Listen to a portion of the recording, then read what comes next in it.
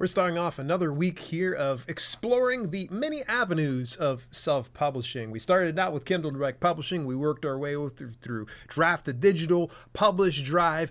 This week, we're going to talk about Apple Books for Authors. It's important I have to add the for authors part, and it's not iBooks anymore, it's Apple Books. And let's do a little bit of comparison. I want to see how they compare to Kindle Direct Publishing, because there's a lot of folks that still just cling tightly to Kindle Direct Publishing, saying, this is the only game in town. Why would I want to go anywhere else? And I've got a good reason to share Apple Books for Authors with you, because it is certainly a viable avenue. And if you disagree, that's totally fine. But I think if you hear me out, you might surprise yourself in today's broadcast. Hey, just a really quick shameless self-plug here. Get access to hours of exclusive footage and over a half dozen courses in my streaming service, theselfpublishinghub.com. For only $9.99 per month, you can binge content ranging from the best steps for beginners to keyword mastery to no-content book publishing and beyond. Visit theselfpublishinghub.com for more details, or go to the Apple App Store to get the app for the Self-Publishing Hub. Remember, it's the one, the only, theselfpublishinghub.com. All right, so this one's probably not going to be too long of an episode like the previous ones, because it's pretty cut and dry when it comes to Apple Books for Authors. But let's just back it up just a little bit. Apple Books for Authors is a platform for writers to publish and distribute digital books. It provides tools for creating and managing books, as well as access to a global audience of readers through the Apple Bookstore. It's been around since roughly 2012, but more recently, they went through an upgrade. Originally, if you wanted to publish to Apple, you had two ways to do it. If you had any Apple products, like an Apple MacBook Pro or something like that, you could publish there. Or you could use another avenue like, say, Draft to Digital or Publish Drive or any of the other aggregate publishers to get there. So it was a real, it was tough. But I think it was about a few years ago that they rolled out the new program for Apple Books for Authors to where it could include everyone. But there's a little bit of an asterisk next to it, and I'm going to explain it here as we kind of go along, because I don't want to put the cart in front of the horse. It's super confusing, but as soon as you get through all that confusion, it actually can really, make a huge difference. All right, but anyway, let's get on track here. What Apple Books for Authors doesn't do is publish print books. It will manage ebooks and, to a certain extent, audiobooks. And I'm going to explain, because the audiobooks thing, again, that's part of the confusion. I really wish there would be less confusing steps, but it is what it is. All right, so for ebooks, they accept the file type of EPUB. That's it. It can be reflowable, which they recommend, or it can even be a fixed layout. As long as it's an EPUB, they accept it. They do distribution to 51 regions. So if we were to compare Apple to KDP, first things first, if you don't have an EPUB document for your book, it's going to work against you. But you can find any number of free tools out there that will convert your book into an EPUB document. Heck, there's one that's called Calibre. I don't know how it's pronounced. Clibre is the name of it. It's open source software, 100% free to use. It's fairly intuitive, and you're going to find a ton of tutorials on YouTube if you just search it on up. So get that converted to that. Now, KDP will accept way more options like doc and docx, and I think even txt files. It's a ridiculous amount of things, but the problem is you lose a little bit of that formatting that you did during the whole process of uploading to KDP. Not with Apple. As soon as you bring that EPUB, they're like, good, great, this looks awesome, so long as it passes all their little detectors. Now, the other thing is KDP only has 13 regions as opposed to the 51 regions. But let me be clear on this one here. KDP lumps in numerous regions into like an umbrella region, meaning that there are some areas that report to, say, Amazon.com, or some regions that report to Amazon.co.uk. So though it looks on the surface like KDP doesn't have as many regions as what Apple does, It's more of a case of just trying to break down each and every single one of those regions and such as Apple does. So it does have more reach into some areas that Amazon does not reach. So there is the big payoff. If you want to reach other regions that Amazon doesn't touch or isn't as popular as Apple, then that's the way to go. Now, here is the fun part: the royalties. The royalties for Apple Books for Authors is 70%. That's it. Boom. Stop right there. There's no hidden fees or exclusivity requirements. Now, you're probably saying, wait a second, what do you mean hidden fees, Dale? There's no hidden fees on KDP. Yeah, there is. If you try to select 70% as the option as opposed to their 35% option, immediately 35% you get no fees whatsoever on KDP. But if you switch it to 70%, they actually have delivery fees based on your file size. So that chips away at your bottom line. This is something I think a lot of people just kind of brush off or just skim right by, that you get the 70% and you just trust that KDP is going to do it, but they don't. And especially if you have a very heavy file size, chances are likely it's not 70%. It's going to be way less than that. And yeah, not to mention though, here's the thing. For KDP, you don't get 70% in all of their regions. Yeah, there's actually 3 or 4 of them. And right off the top of my head, I think Japan was one. Brazil might be another one, or maybe it was Mexico. But there's 4 regions that it's 35%, period. Regardless of your pricing, they give it to you 35%, unless you opt your book into KDP Select. And at that point, they're like, hey, have your 70%, but we're still going to take our delivery fees, jerk. It's literally like that. I'm sorry, they're probably not that aggressive. But all that to say this, that it's just so ridiculous that we have to stay within pricing constraints for KDP. And in order to get that 70% across all regions, you have to be in KDP Select, which of course means that you can't publish your ebook anywhere else. Print books, audiobooks, totally fine. Doesn't affect those whatsoever. But the ebook that is enrolled in KDP Select cannot go over into Apple Books for Authors. Actually, it probably can, but you'll probably get into some hot water. And I wouldn't recommend that for sure. It's never good to be in hot water. So just think about that. If the KDP Select program isn't treating you well, if you're not getting paid your worth, then it's time to consider other avenues like Apple Books for Authors, because it's 70%. Hard stop. Boom. That's it. 70%. And you can price it whatever you want. They have no restrictions on the pricing. It's not like they're going to penalize you if you decide you're going to make your book 99 cents or $99.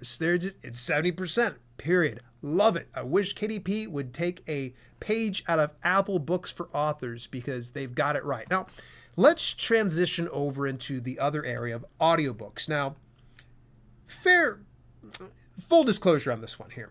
You technically can't publish audiobooks through Apple Books for Authors. Yes, it's available through Apple Audiobooks, but you technically can't go through Apple Books for Authors. But I'm still going to cover it because they do have wide distribution, getting out to 22 different regions. Not bad, right? Now, keep in mind, Apple is accessible through places like ACX, where, you ready for this? You get 25% or 40%, period. That's it. It's a rather modest percentage, and it's pretty accurately reflects what you're getting paid anyways for audiobooks. Well, with other avenues, like Findaway Voices by Spotify, I don't know why, by Spotify, why did Spotify have to make things hard? It's just Findaway Voices, but Findaway Voices is considered a preferred partner of Apple. Now, how did they get that preference? I don't know, but because they are a preferred partner, they get a 45% royalty on this one. Now, bear in mind that at the end of the day, Findaway Voices is going to take 20% of your cut, and you take 80% of that 45%. So, a little confusing, I know, but here's the really cool thing. Let's just say, for instance, that you're like, Dale, I love ACX, not going anywhere. What if Audiobook Creation Exchange isn't paying you your worth? Let's just say it's just not pulling in very much revenue. And when I say not very much revenue, if you're making less than $1,000 per month on a given audiobook, then you may want to look into other avenues. ACX is not a preferred partner, meaning they don't get that nice royalty. Here's a fun fact I wanted to share with you is Apple will always defer to Findaway Voices. So as long as you go to ACX and you select non-exclusive, meaning the 25% royalty, you're going to take a little less, but there's no way to deselect Apple. Apple's got this one figured out for you. In fact, the fine folks over at Findaway Voices told me a few years ago, like, hey, look, here's a really cool thing. Because we're a preferred partner, when you distribute your audiobook through us to Apple, Apple will always defer to Findaway Voices, meaning that you don't have to sweat it. You don't need to worry about duplicate publishing in that instance because it's going to automatically default over to Apple on Findaway Voices, meaning you're going to get the higher royalty payout, which I highly, highly recommend it. Now, there is an alternative route for audiobooks. A little bit of an asterisk on this one, of course. It's digital narration, aka AI narration. Now, here's what they say. For your ebook to be eligible for the program, you must have the audio rights for the title, and the title must not be in the public domain. Okay. It must be in English. All right. The ebook must be available for sale on Apple Books. Okay. The ebook must be reflowable, not fixed layout or multi-touch. So just keep in mind, reflowable text is where it allows readers to change the font size, the different types of fonts, the layout, so that way they're able to enjoy it. Fixed layout it's like a PDF. Essentially, what you get is what you get is what you get. So what you see is what you get. I think that's what I'm trying to say these days. Ideal genres include fiction and romance. Erotica is not accepted. Sorry to the erotica folks out there. I feel for you on this one, but let me get you just a second here. Work with one of their approved partners to get started. Now, one of their approved partners includes Drafted Digital or Ingram Core Source. Now, I've never heard Ingram Core Source referred to it that way, but it is that. So if you want that digital narration, that's how you're going to be able to do it. Now, I've listened to some of the samples and it's digital narration. It's not too good. If you are the type of person who has used any digital narration, say via 11 Labs or Speechify, it's nowhere near as good as that. But I've heard a lot of people say it's good, it's passable, it works. And considering you don't have to pay a dime for it, it's not bad. So how does Apple pay you? All right, one method, bank. That's it. It's the electronic funds transfer, EFTs, if you will. No later than 45 days following the end of each month. So if you have any sales in January, then chances are likely you won't see your sales until mid-March. So, and the minimum payment threshold is based on the region. And I went and I scrolled through the regions and such, and it starts out at like 2 cents for the minimum threshold. But in regions like Colombia, it ranges up to $100 for the threshold. So, and then all other bank territories and bank account currencies must exceed a minimum payment threshold of $40 USD, if you will. And that's just to say that if that's not on that list, then there it is. I should have thought about this. I should have probably grabbed a link for those regions, but it just completely slipped my mind. You're only one Google search away from finding that, though. Now, here's some other interesting facts about Apple Books for Authors. They have a really weird upload flow. Why is there? I have 2 dashboards. All right. The 2 dashboards is where it gets so confusing because you set everything up through Apple Books for Authors, but you actually publish through iTunes Connect and you get all your payments through iTunes Connect and all that. Now, you do not need to have an Apple product to get iTunes Connect access, but you still need to set up an iTunes a Connect account. All right. And it's fairly intuitive. You can walk through all that stuff. You can look up YouTube. I did it years ago and it's simple. So another thing to kind of think about is not that wonky upload process. It is kind of funky, it is, but they can do pre-orders. But they explicitly state, and I quote, "Don't submit any test versions of your book with placeholder or non-final images or text." So this is them warning to you. If you're doing pre-orders, don't put a placeholder document in there. I've heard so many nightmare stories of people doing that with KDP or Ingram Spark, and then it publishes and it has this placeholder, manuscript, and it screws them over. It makes a lot of very unhappy readers who end up purchasing your book. Apple's like, don't do that. They're like, put your final manuscript there. Otherwise, don't do it at all. Here's the other really cool thing. If you have Apple in some capacity, it's just as simple, almost like a direct upload. I did it through my MacBook Pro, which is a 2015 model. Still hanging in there. The keyboard doesn't work, but that's okay. That's why I got a Bluetooth keyboard for that. And if you use their native word processing software called Pages, it actually formats to EPUB.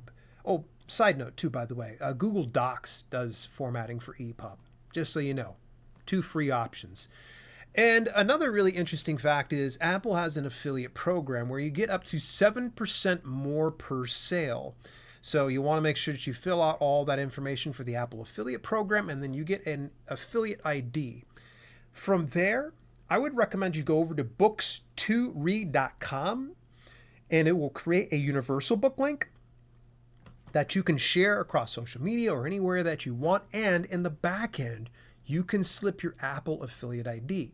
Therefore, when someone purchases your ebook through that universal book link, you don't just get 70% for the royalty per sale, you get an additional 7% more.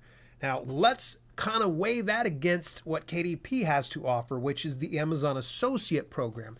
The Amazon Associate Program only gives you 4% per sale. And sometimes it fluctuates based on like the print or even the ebook version. So you got to read the fine print based on each of the regions when it comes to Amazon Associates. But all that to say this, that 7% is definitely better than 4%. I'll take that 3% more. Thank you very much. Hey, quick plug here. Get access to my exclusive video on demand library when you subscribe to theselfpublishinghub.com for only $9.99 per month. And if you have an iPhone, you can get access to the Self-Publishing Hub in the App Store. Remember, it's the one, the only, theselfpublishinghub.com. And as we start to wrap up today's podcast, I want to give you my final thoughts. Apple Books has treated me well over the years. I mean, I'm not a millionaire by any stretch from the book sales that made through them, but it is a significant chunk of change, whether you're going direct to them through Apple Books for Authors, or you're using an aggregate publisher like Drafted Digital or Publish Drive. Going with Apple Books for Authors is a great option for anybody looking to publish wide or looking for that alternative to Amazon KDP. You can reach avenues that Amazon doesn't by way of Apple. And you get paid a flat 70% royalty, no hidden fees, no pricing limitations, no shenanigans. I really like that. I think more platforms need to embrace this to where it's like, we don't need to read your fine print to kind of figure this stuff out. Now, the small cons are there's no direct access for audiobooks. They have no print books.